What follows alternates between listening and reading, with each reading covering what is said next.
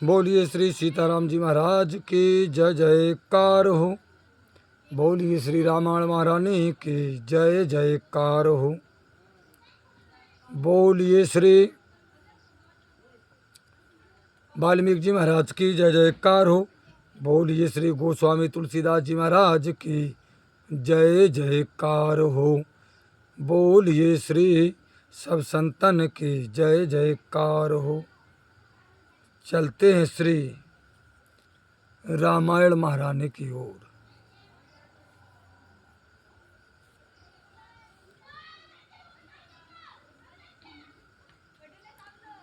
वाल्मीकि जी महाराज कहते, तत्पश्चात महाबली महापार्श्व ने हाथ जोड़ करके कहा कि महाराज, व्याघ्र आदि हिंसक जीवों से पूर्ण इन प्रदेश में जाकर जो पुरुष मधु को पाकर भी उनका सेवन न करे, उस मनुष्य को मूर्ख ही समझना चाहिए।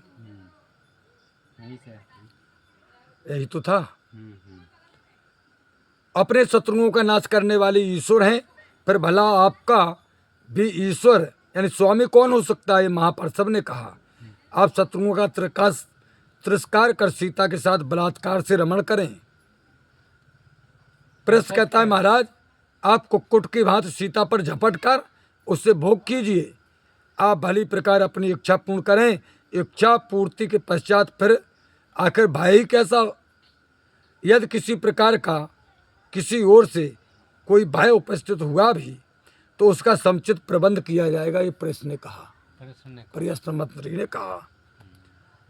प्रश्न कहता है कि महाबल कुंभकर्ण और तेजस्वी इंद्रजीत, हम राक्षसों की सहायता से वज्रधारी इंद्र को भी रोक सकते हैं। राजनीति विशारदों द्वारा प्रयुक्त सामदान और भेद को त्याग कर केवल दंड से ही कार्य सिद्ध कर लेना मुझे तो अधिक अच्छा जान पड़ता है।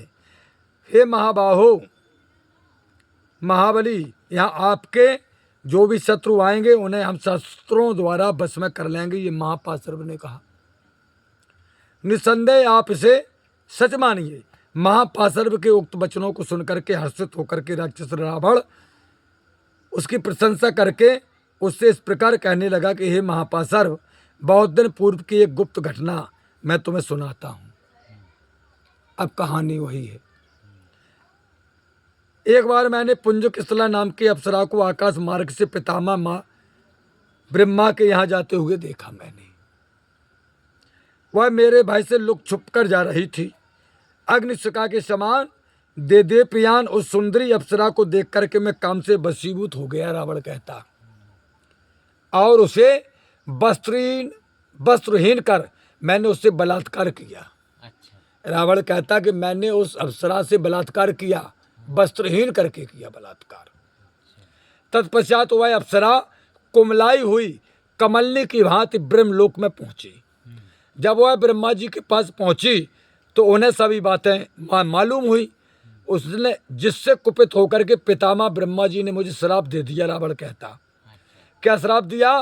कि हे रावण, आज से तुम किसी पराई स्त्री के साथ बलात्कार से रमण करोगे तो निस्संदेह तुम्हारे सिर के 100 टुकड़े हो जाएंगे।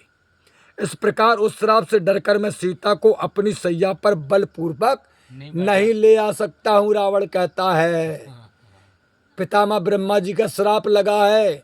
मैंने किसी स्त्री को जबरदस्ती अपने सैया पर लेटाया तो हमारे मस्तक के 100 टुकड़े हो जाएंगे।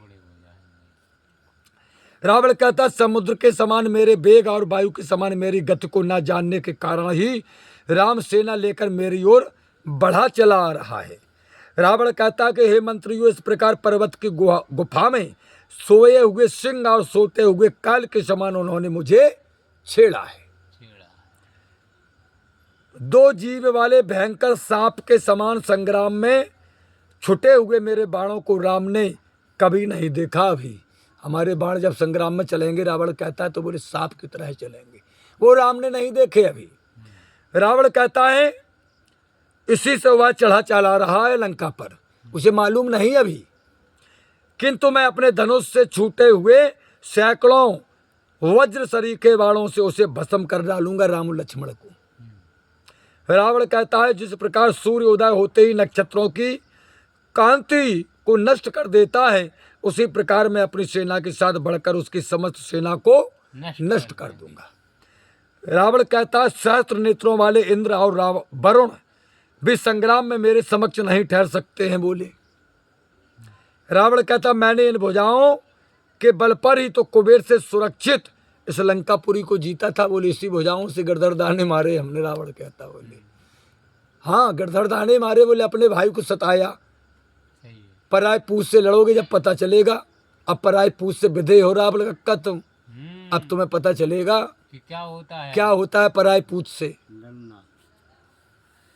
वाल्मीकि जी महाराज कहते हैं, राक्षस रावण के यह वचन और कुंभकर्ण की गर्जना सुनकर के विभीषण ने रावण से उसके हितकारी और सार्थक ये वचन फिर कहे। विभीषण ने कहा कि हे कंचन नगरी के महाराज, चिंता रूपी विष, मंद मुस्कान रूपी तीखी दंत, 5 उंगली रूपी 5 सिर वाली उस सीता रूपी नागिन को आप क्यों अपने गले से लगाने को आतुर हो रहे हो? मेघनाथ कह रहा हो। मेघनाथ नहीं, विभीषण कह रहे हैं कि हे राजन, चिंता रूपी विष, मंद मुस्कान रूपी तीखे दंत, 5 उंगली रूपी 5 सिर वाली उस सीता रूपी नागिन को आप क्यों अपने गले से लगाने को आतुर हो रहे हो? विभीषण कहते हैं, डसलेगी मारे जाओगे। जब तक विशाल काय पर्वत गुफाओं के समान मोह वाले दांत और नख रूपी आयुध वाले बंदर, विभीषण कहते, कंचन नगरी के महाराज लंका पर आक्रमण नहीं करते, उससे पहले ही सीता जी रामचंद्र जी को लौटा दो। बंदरा आक्रमण नहीं कर पावे लंका पे, इससे पहले सीता को वापस कर दो। श्री रामचंद्र जी के सम्मुख युद्ध में कुंभकर्ण, इंद्रजीत, महापाशर्व, महोदर, निकुंभ, कुंभ और अथकाय आदि कोई भी योद्धा, विभीषण कहते, बोले नहीं ठहर सकेगा। विभीषण कहते हैं कि हे कंचन नगरी के महाराज, यदि सूर्य और वायु भी आपकी रक्षा करें, इंद्र आपको अपनी गोद में छिपा लें, विभीषण कहते हैं, और आप आकाश या पाताल में जाकर के छिप जाएं, तो भी आप राम के हाथों जीवित नहीं बच सकते। विभीषण कहते हैं कि हे कंचन नगरी के महाराज, वे धर्मज्ञ अवश्य आपका नाश करेंगे। वो धर्मज्ञ हैं, आप अधर्मी हैं। विभीषण की उपर्युक्त बातें सुनकर के प्रहस्त बोला। अब प्रहस्त खास मंत्री है, कहता कि हमें देवता या दानव किसी से भी भय नहीं है। हमें देवता और दानव किसी से भय नहीं। संग्राम में जब हमको यक्ष, गंधर्व, नाग और गरुड़ से भी कुछ भय नहीं है, तो प्रहस्त कहता है कि हे काका विभीषण, पर एक साधारण राजकुमार राम से युद्ध ठान कर क्या भय हो सकता है हमें? प्रहस्त की ऐसे ठकुर सुहाती सुनकर के, प्रहस्त की ऐसी ठकुर सुहाती बातें सुनकर के राक्षस राज कंचन नगरी के महाराज रावण का सच्चा हितैषी विभीषण, जो कि धर्म, अर्थ और काम के विचार में पूर्ण निपुण था, पुनः ये सार गर्भित वचन फिर कहने लगा। विभीषण कही उन्होंने दोबारा कही। विभीषण ने कहा कि प्रहस्त महाराज रावण, कुंभकर्ण, तुम और महोदर जो बातें कह रहे हो ना राम के सामने, उसी प्रकार कदापि कार्य रूप में परिणत नहीं हो सकती। ये बातें जो तुम कर रहे, वे एक और राम के सामने सिद्ध करके नहीं बता पे हो तुम। बोले तुम इतना नहीं बिगाड़ पे हो। ये सब जने तो हत्ते बोले, विभीषण कह रहे वो एक बंदरा हो। बोले का बिगाड़ लो तुमने वाको? 1/3 सेनापति तुम्हारे मार के चला गया, एक बंदर, सिर्फ 25 पैसा रुपया में सेना है तुम्हारे पास। विभीषण कहते हैं उनके पास इतनी सेना है जितनी जरूरत नहीं लंका को जीतने के लिए, इतनी सेना आ रही है।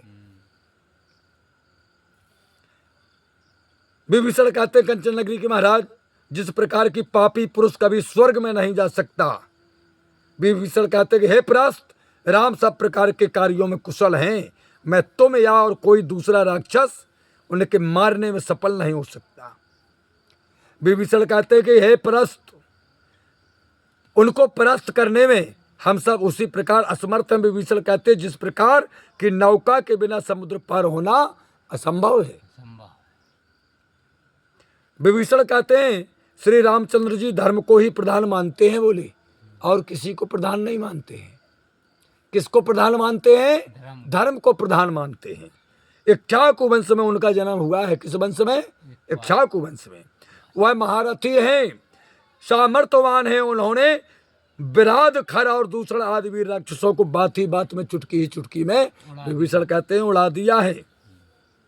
विभीषण कहते हैं कि हे प्रहस्त, अभी तक श्री राम के वज्र शरीर के कठिन बाणों ने तुम्हारे शरीर को भेदा नहीं है अभी तक। ज्यादा समझ में नहीं आ रही।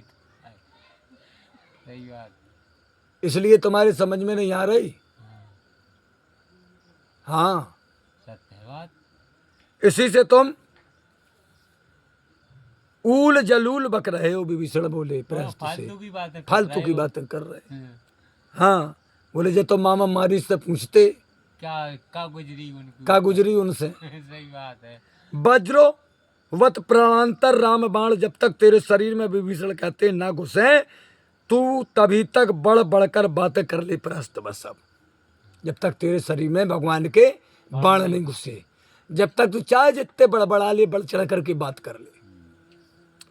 रघुनाथ जी से युद्ध करने की शक्ति तो स्वयं तुम्हारे राजा रावण, विभीषण कहते हैं कि भगवान श्री रामचंद्र जी से युद्ध करने की शक्ति तो तुम्हारे स्वयं कंचन नगरी के महाराज रावण, महाबली, तुसरा, कुंभकर्ण, निकुंभ, इंद्रजीत, देवांतक, नारांतक, अतकाय, आकंपम किसी में भी नहीं है। किसी में नहीं है। विभीषण कहते हैं महाराज रावण इस समय काम के वशीभूत हैं। तुम समझो बात को प्रस्त। उन्हें सीता के अलावा कुछ नहीं दिखा रहा है। पूरी लंका मर जाए, बढ़ जाए, बोले बरतों गज गई है, बरतों गज गई है, बचो कहा है। बोले हम सब जने मर जाए। बोले हमारी तुम्हारी हत्या करावे के चक्कर में और हैं। सीता के वशीभूत हो गए हैं, काम के वशीभूत हैं।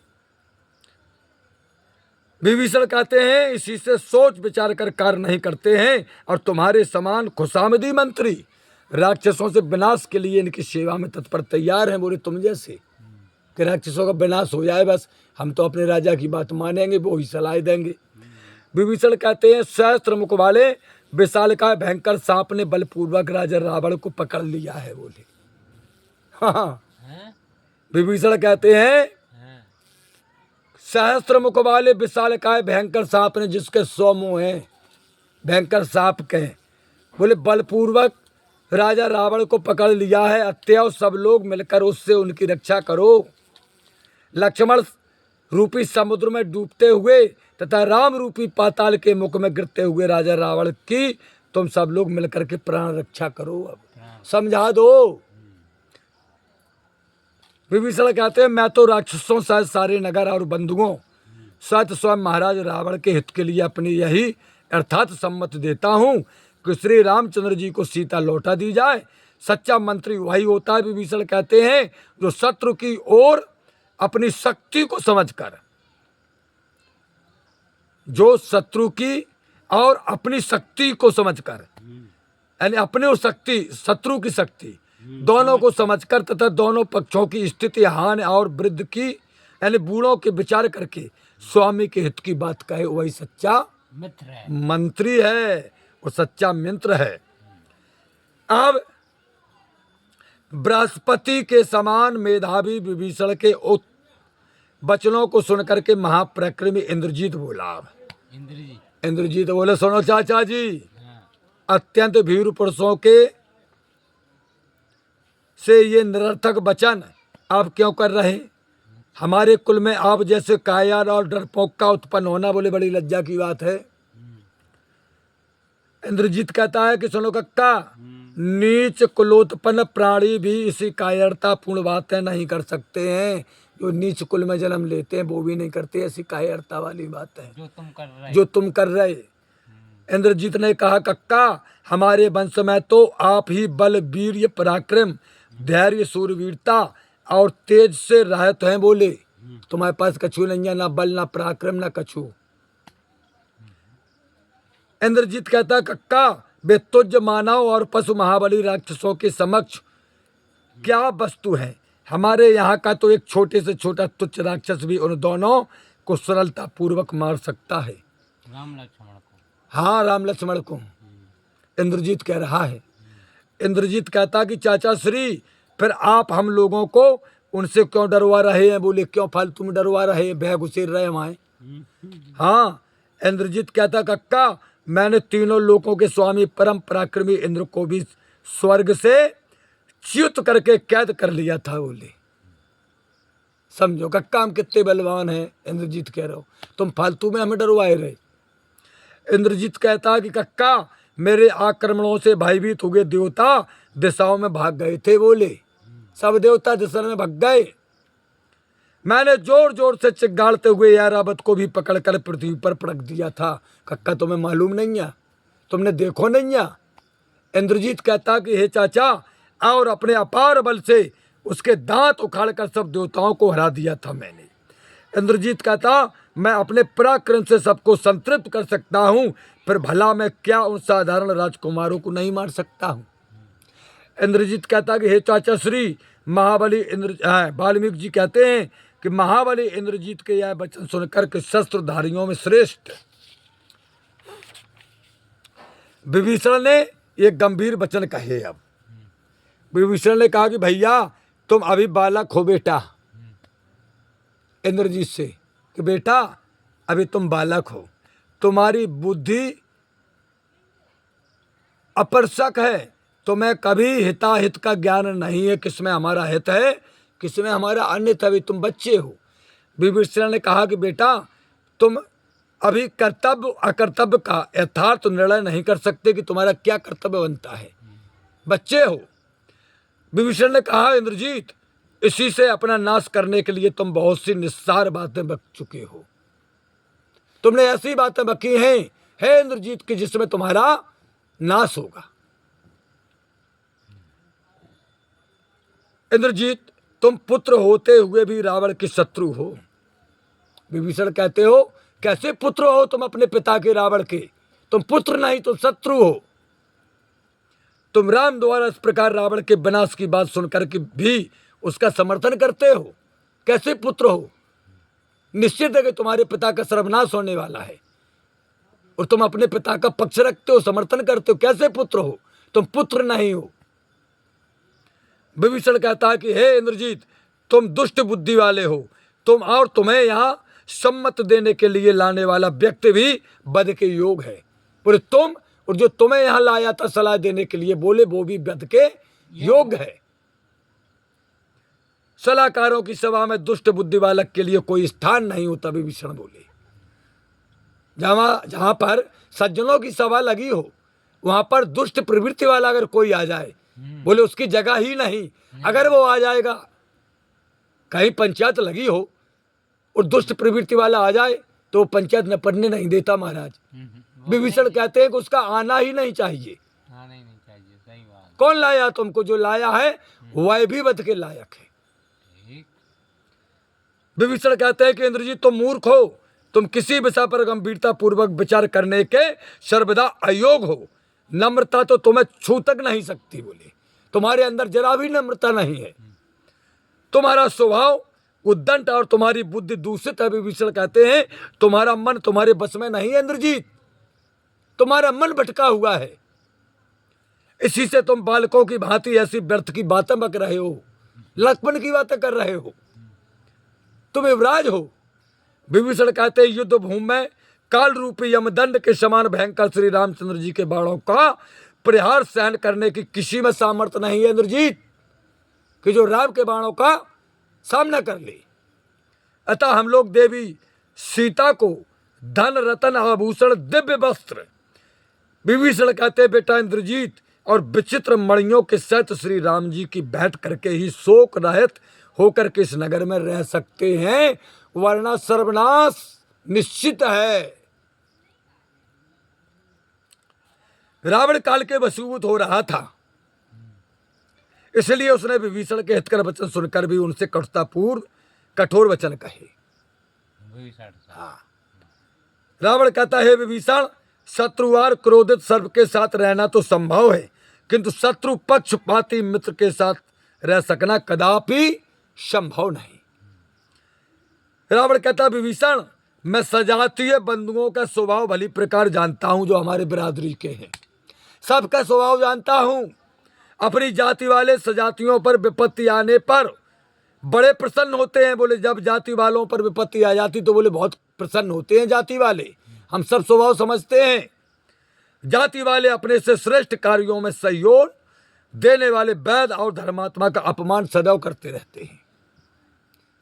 एक जात में कोई डॉक्टर हो जाए तो जात वाले वहाँ को अपमान कर, कोई विद्वान हो जाए तो जाति वालों सबसे पहले वहाँ को विरोध कर, अपमान कर। विभीषण कहते बोले ये रीति है, रावण कहता है ये रीति है।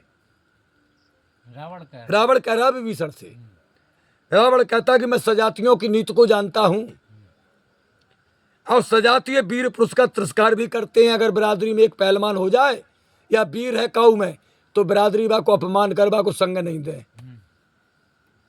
राजा कहता है रावण कि हे विभीषण ये रीति है, यदि अपना ही कुटुंबी अधिकार प्राप्त कर ले, अपना ही कुटुंबी कोई अधिकार प्राप्त कर ले और विद्वान अथवा धर्मात्मा हो जाए, अपने ही कुटुंब में कोई विद्वान, परिवार में विद्वान हो जाए या कोई अधिकार प्राप्त कर ले तो कुटुंबी ही उसका तिरस्कार करते कि बड़ा विद्वान हो गया यार, ये बड़ा विद्वान हो गया। ये रावण कह रहा है विभीषण से बोली ये रीति है जाति की, सजाती और कुटुंब वालों की, कुटुंब की और जाति की रीति है।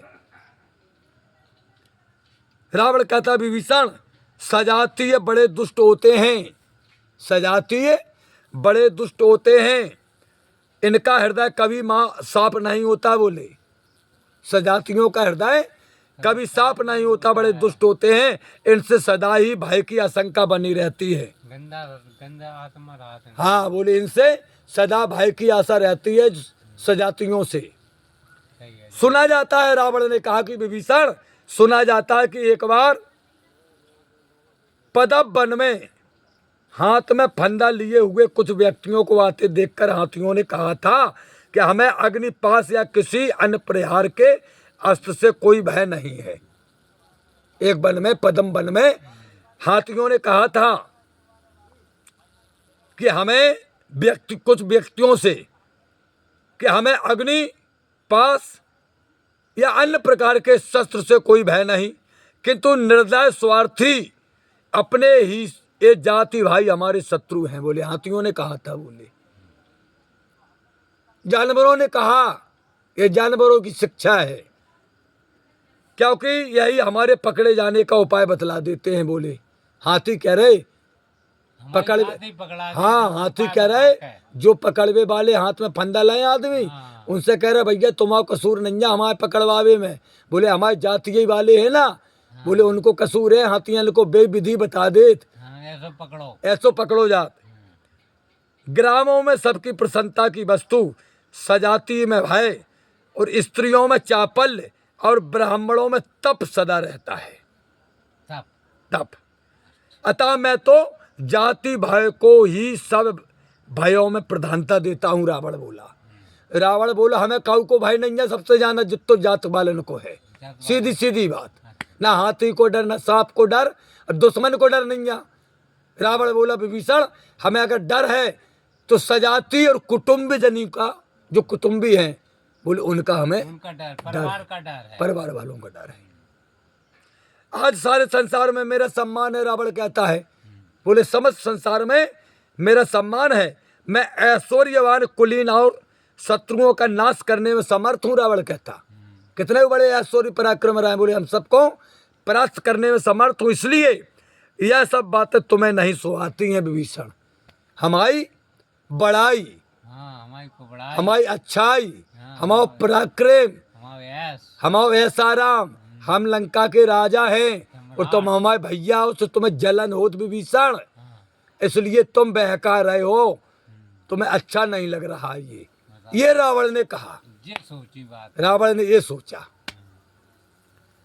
रावण कहता विभीषण जैसे कमल के पत्ते पर गिरी हुई जल की बूंद ठहरती नहीं, उसी प्रकार मूर्खों के हृदय में सुहृदयता का संपर्क नहीं होता।